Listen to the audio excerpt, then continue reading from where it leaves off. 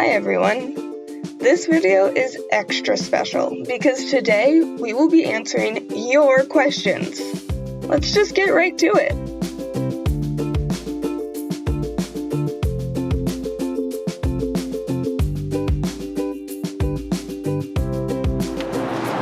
Capuchins, Crested Capuchins specifically, are from the Atlantic coastal rainforest in Brazil, and the habitat loss there is the #1 reason that they are losing their home.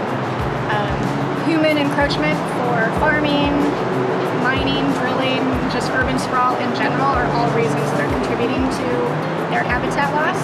And I would say the best way for you to get involved and to save the capuchins is to support conservation efforts. You can support your local zoo, and many programs in Latin America or specifically for the Atlantic coastal rainforest are out there. You can research and get involved and support them financially or by doing something to spread the word, educate yourself, and get involved.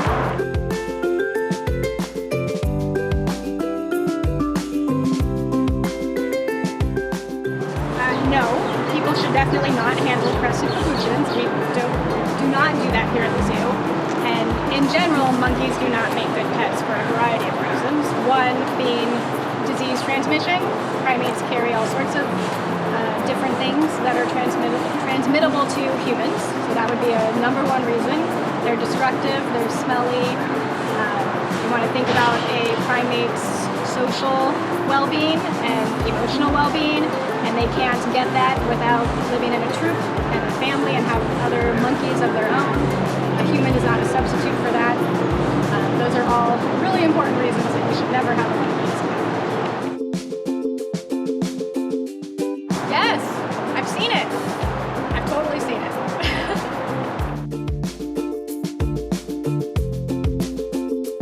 Depends on what you're training. Capuchin monkeys are extremely intelligent, and I've been able to train a target behavior with one training session, so just a few minutes. Showing them the target, having them touch it, and as soon as they touch it, rewarding them, which is operant conditioning, which is the type of training that we do. Something more complex, like an injection behavior or anything along those lines, can take anywhere from a few weeks to a few months to a year. Every individual is different, but the capuchins definitely learn at a faster pace than a lot of other primates.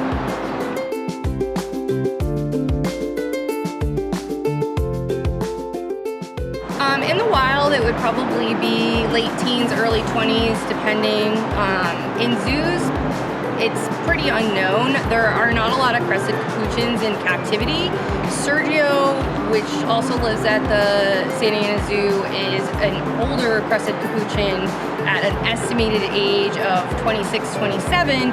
He could easily probably live another 8 years under veterinary care, supervision of keepers, proper diet. So, you know, any captive animal is definitely going to exceed the life expectancy of a wild animal just based on the fact that we can provide them the things that they need as they get older.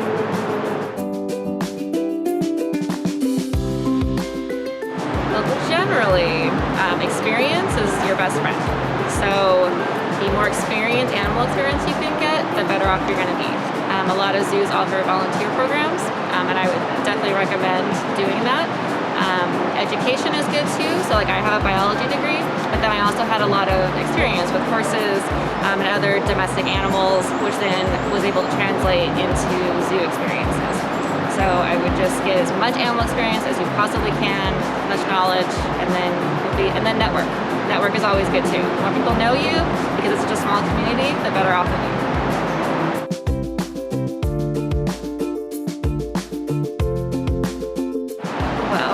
You are taking care of the animals from morning until evening. So in the morning you check everyone, make sure that everyone's happy, healthy, had a good evening. Generally you feed them, and then depending on your routine, your animals, that's when you kind of plan your day. So you do enrichment, which is giving them things to play with or use their mind, and then you also might do any kind of medical things. Like one of my pygmies is on a heart medication, so I have to make sure he gets that every day. Sometimes we do weights on the animals to make sure that they're staying at a healthy weight. So your day can be very, very varied.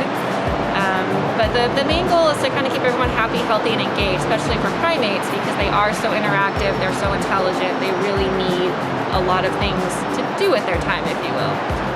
So that's kind of the fun part and challenging part about being a primate keeper, is keeping them busy, but not too busy. Well, some monkey species make it very easy because there's something called sexual dimorphism, which can either mean their coloration is different between male and females, or there's a size difference. So for example, howler monkeys, the males are black, females are brown, the males are usually bigger. But for some species, like some of the tamarins I take care of, they're all the same color and they're all the same size. So for someone, like I see them every day, you start to notice little differences about them. Like one of them has a funny shaped nostril, or somebody's got maybe a scar when they were a baby and they played too hard. And also sometimes even personality-wise, like someone's more outgoing, so that's generally this monkey. Or this monkey hangs back more, so that's probably this monkey. Although sometimes with the behavior, you have to be very careful because they'll change it up on you, and you'll think, oh, this is so-and-so, and then you realize a few minutes later when you're actually looking at them, oh no, this is somebody else. Thank you all so much for watching. I hope you enjoyed. Unfortunately, this is the last video in this series. If you missed one or want to rewatch a favorite episode, they will soon be up on the zoo's YouTube channel, where you can watch them whenever and wherever you want. As always, like, share, comment, and donate if you can. Take care, everyone.